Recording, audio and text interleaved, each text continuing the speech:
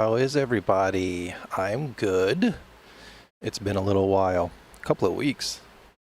I did something that I don't normally do, but I'm glad I did it. I went back and watched the last stream, and it was hella glitchy. And I was like, damn, how many of these have been like this without me knowing? More than one.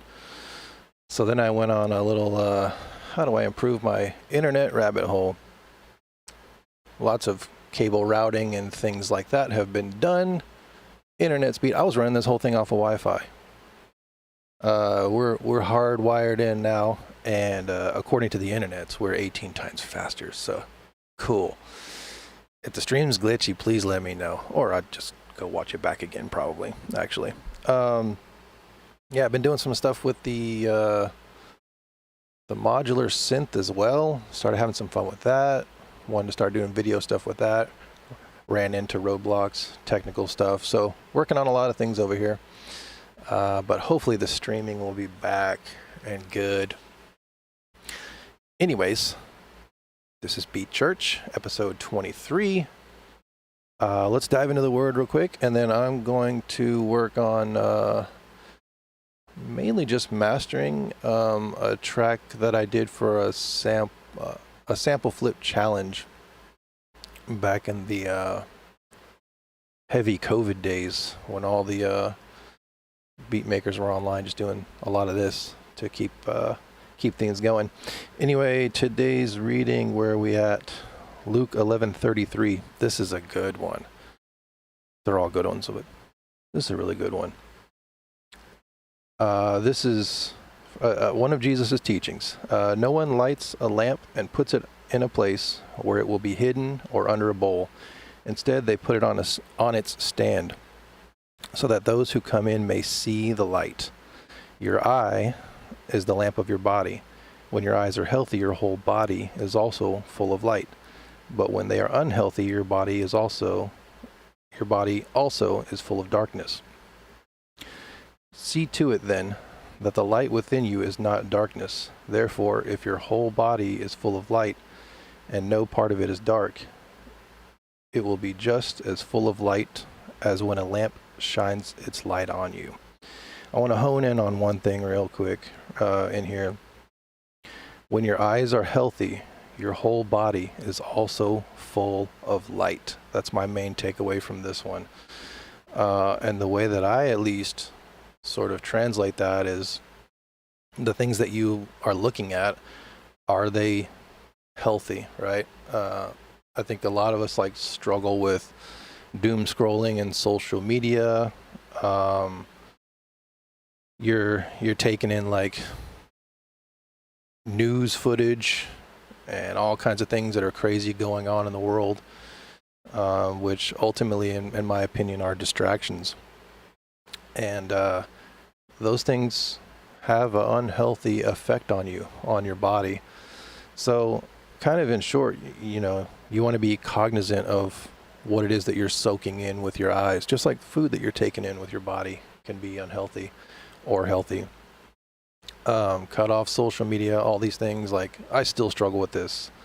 So, I'm not perfect by any means, although I have made big strides, in my opinion, to stay away from these types of things.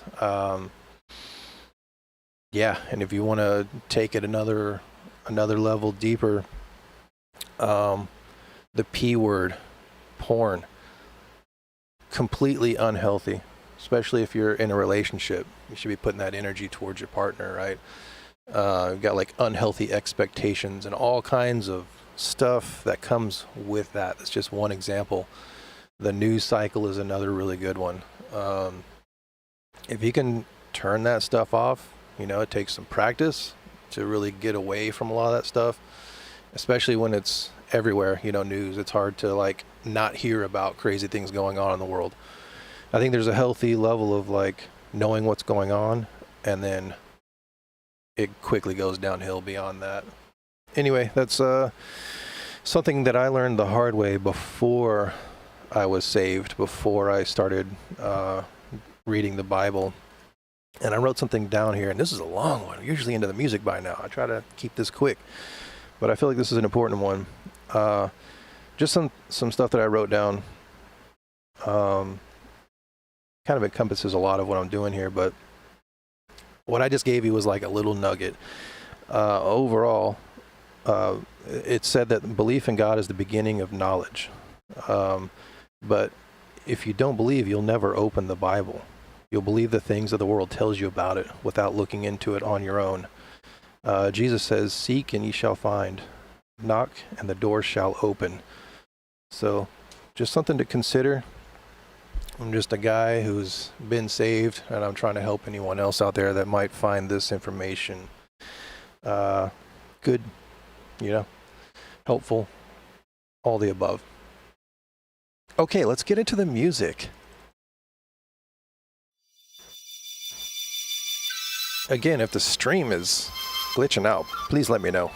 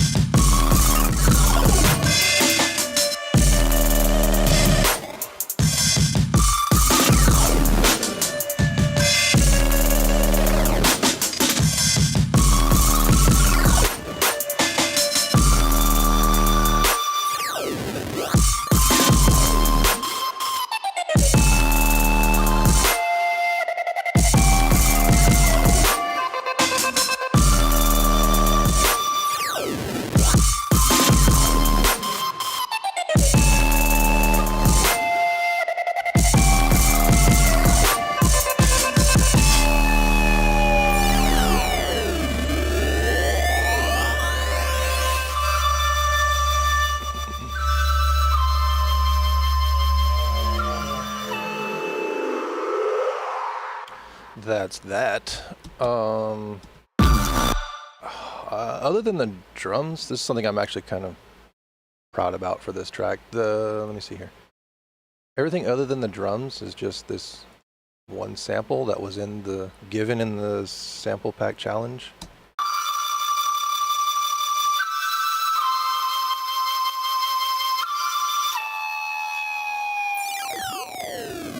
So, oh gosh. The sample with that, it wasn't that melody, but I took the sample that was given, chopped it up like hip hop style or whatever, made a new melody out of it, and then put all kinds of glitchy stuff over it. And then everything else in the track was pulled from that sample. So like this little ARP thing is from the same sample. Looks like I'm not even using this. Oh yeah, I am.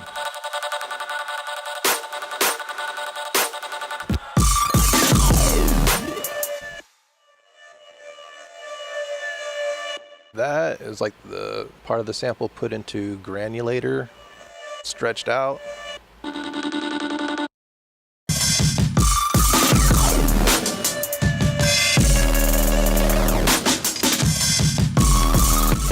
don't know, I thought it was kind of unique to just use the one sample to make everything.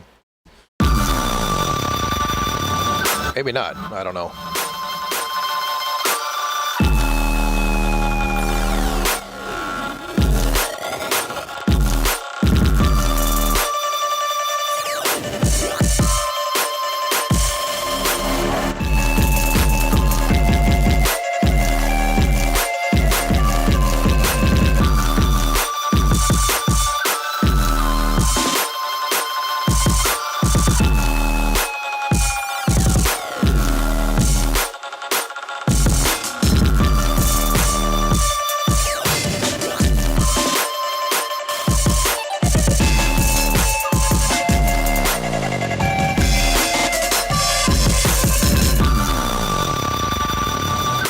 So we're just going to jump into some quick and dirty mastering. I'm going to use this section of the song because I think maybe there's too much going on there. There's probably too much going on everywhere, but even more so there. I feel like this is a good spot to loop and do some mastering.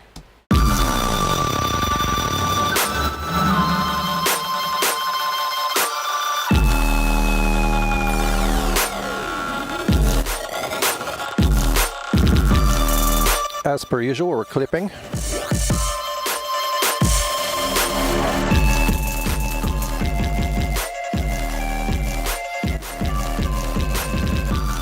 Still clipping. Sick.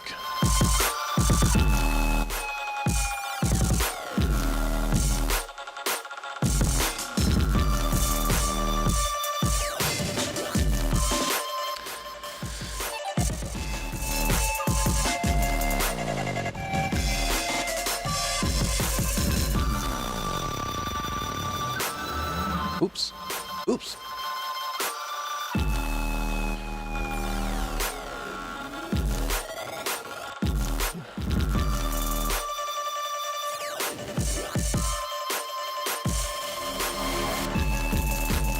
Okay. Sometimes you gotta go quieter so you can go louder. So, for those who haven't watched before, all my drums are going through this drum group. All my tops are going through the tops group. Normally I would have a bass group with all of my basses going through there. Sometimes an effects group with all of my effects. Not like reverb and stuff, but like glitchy stuff, white noise. And then all of those running through a pre-master. Let me just show the whole thing here.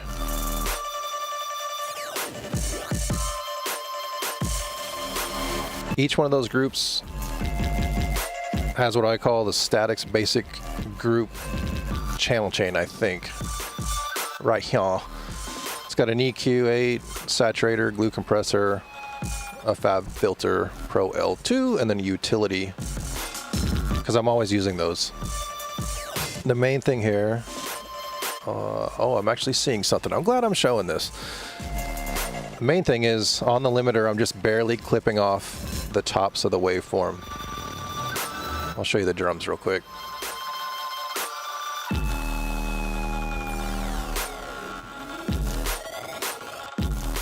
Cool. Tops group, I'm usually cutting everything below 120 to make room for the bass.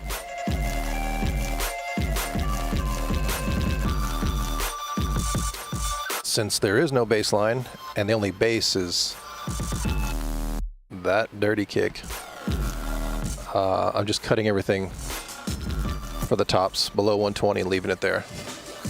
General rule of thumb, sometimes I'll change that around. Okay. My goodness, that's hot. Pre-master, I try to do the same thing. Just a little bit.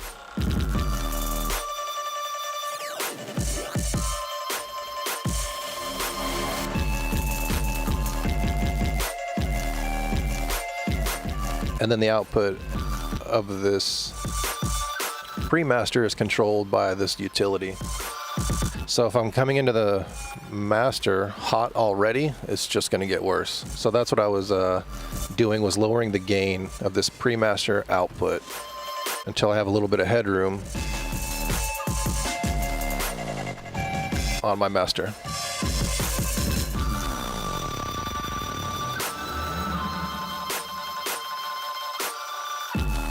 Could probably take it down even more, but we'll see.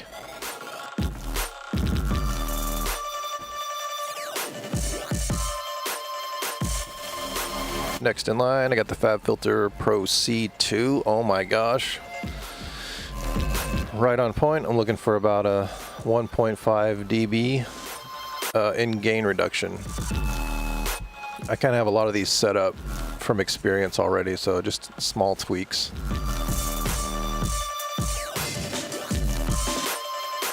Default saturator.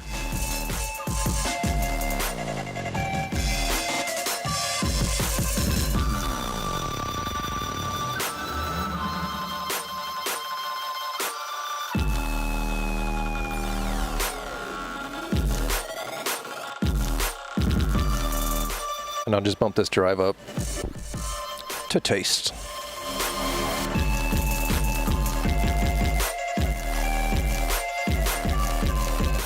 Also trying to check these to make sure I'm not clipping as I add more plugins on the mastering chain.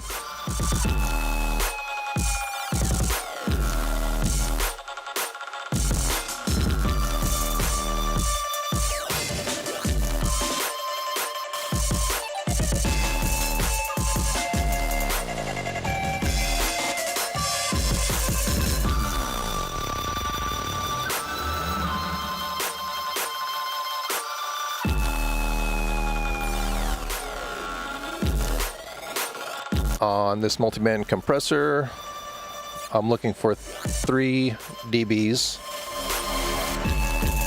of gain reduction on each one of these bands.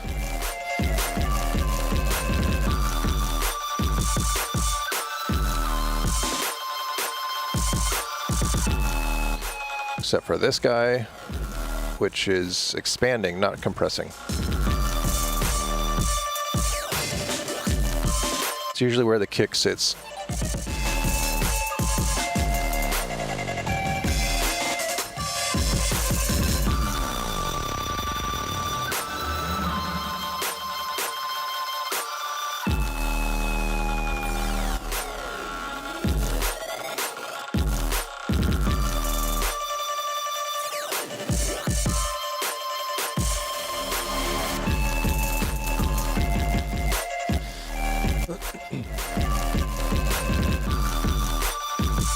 Okay, so according to this meter, my low end is not quite there.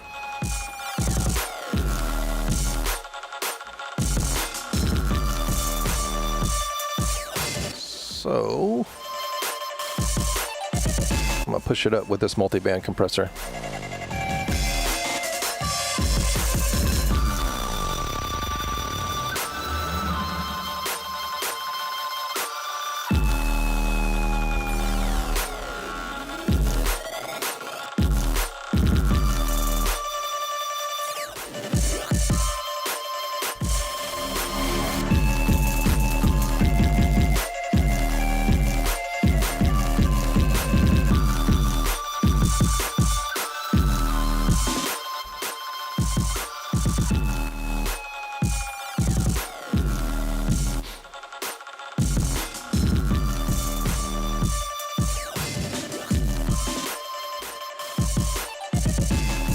Okay, that's better.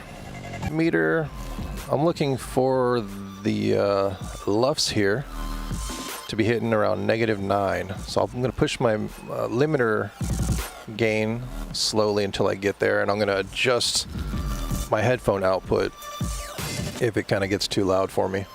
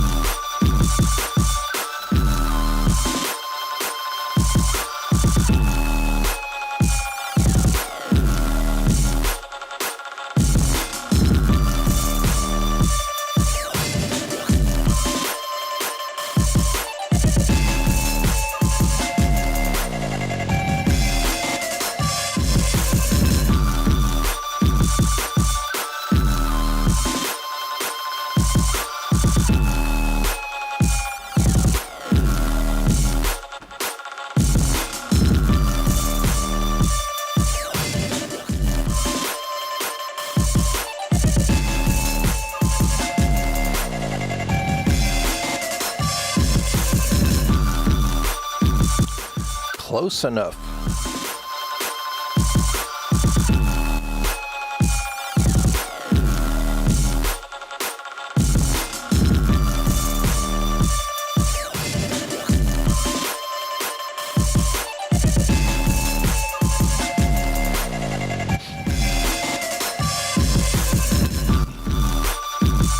So this plugin, Span by Voxingo, free 99. If you don't have it, you should definitely pick it up.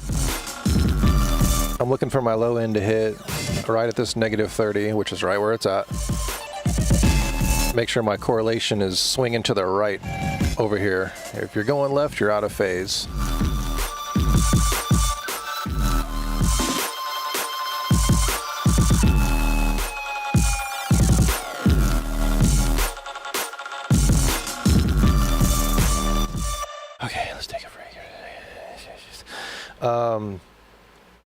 The reason I'm calling this quick and dirty mastering was because that's what it is, dude. But I will go, if I was actually going to be releasing this, hopefully someday, I'm gonna get the quick and dirty mastering close to all the things that need to be where they're at. And then I'm going to bounce WAV files for all of those tracks going on that album, and then compare them and the mastering that I did on all of those. Almost every time there's going to be something sticking out, like the mids are weird or the kick's not hitting right in one track compared to all the others. And then I'll also compare those tracks to some professionally mastered tracks as references. So when I'm doing the mastering in the session right here, the quick and dirty, I'm just kind of looking for a general, does anything stick out? Or are there like frequencies that get pushed that are annoying? Is there something that I hear that sticks out under some kind of mastering chain?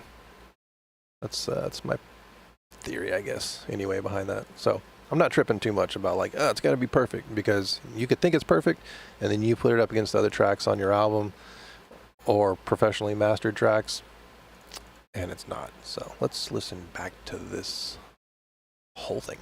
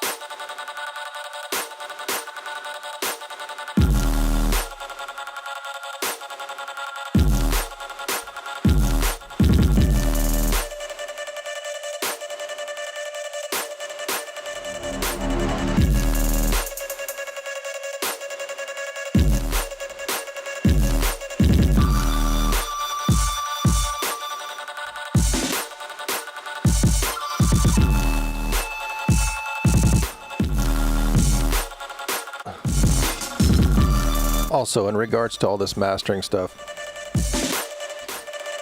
you gotta trust your ears, not just your eyes, not just the meters that are on the screen.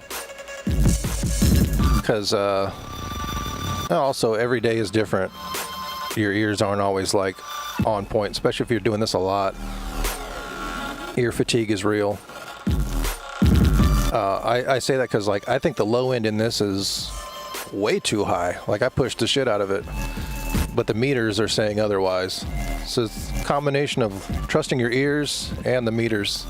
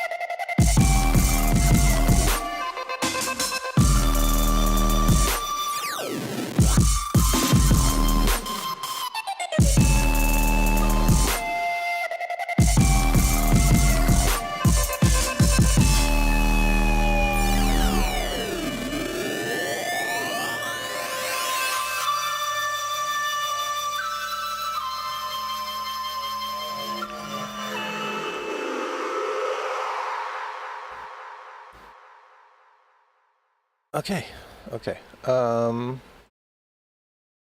So I have like 4 other tracks that were made around the same time, around the same vibe, that are from mid-COVID sample flip challenges that some friends of mine were running on the interwebs back then. One of many unreleased albums worth of material that I have. We got to start chopping away at it. We got to get it out to the world, you know what I mean? And move on, honestly. If I'm being real, because I want to work on some new stuff. I'm gonna call the Beat Church session on this one there. Your boy's got 2 racks of ribs that's got to get on the smoker for dinner tonight. That'll be fun. I'm going to end with a little bit of what I started with. That's the new protocol around here, if I can find it. Pardon me. And then we'll get out of here, go do something. This is Luke 11:33. I'm just going to touch on the meat and potatoes that I pulled from this one. Your eye is the lamp of your body. When your eyes are healthy, your whole body is also full of light. But when they are unhealthy, your body is also full of darkness. Make sure you're conscious of where you're at, what you're soaking in, what you're putting into your body. I expanded on that in the beginning of this episode. If you kind of want to hear a little more of that, go check it out. Otherwise, have a good day, and we will see you next time. Peace.